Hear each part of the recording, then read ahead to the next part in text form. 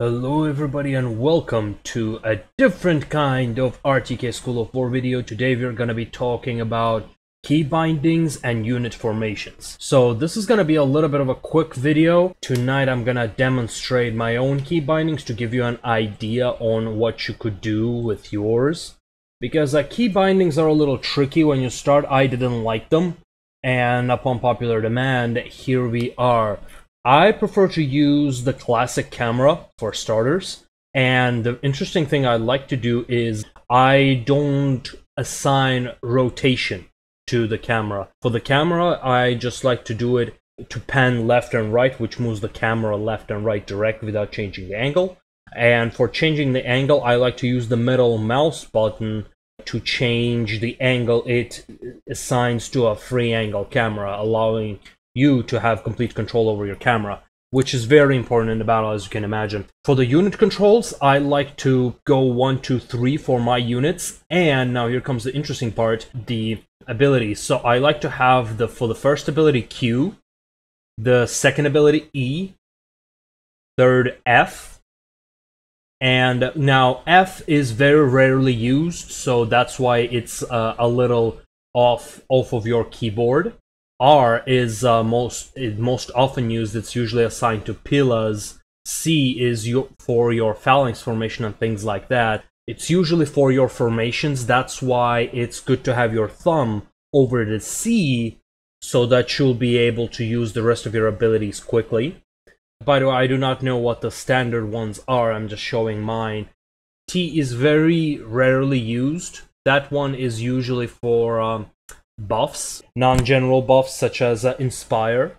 So those are usually, I've got long cooldown, that's why I like to put them there. So T is for those abilities like that.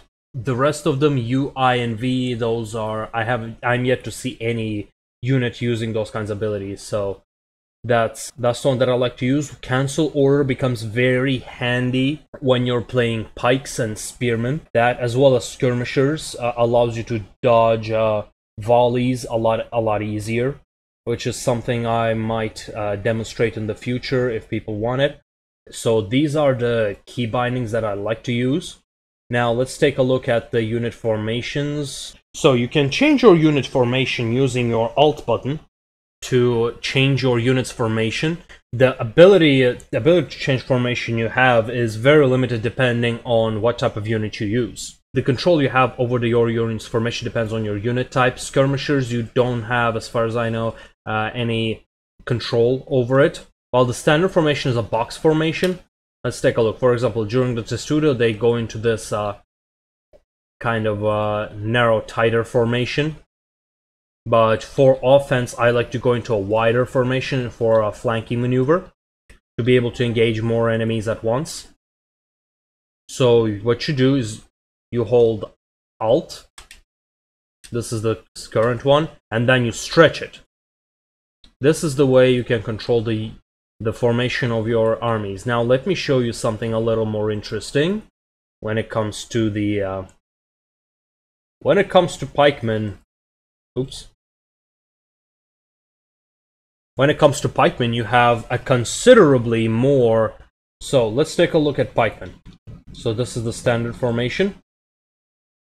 Now let's stretch these guys a bit. Woo! As you can see, they can stretch quite far, allowing you to cover an entire area just like this.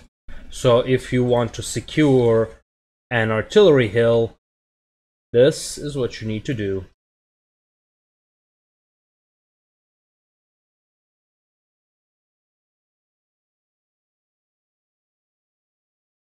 Now let's take a look at that in action and secure this hill really quickly.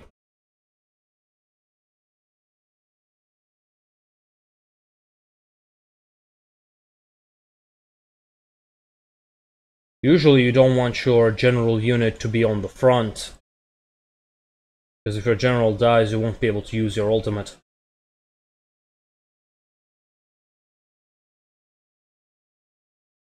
And now, as you can see, it's done. So if I want a tighter formation for whatever reason, boom, Alt button, and then stretch. Up and down, up and down. Alright, I hope this helps, and we'll see you next time.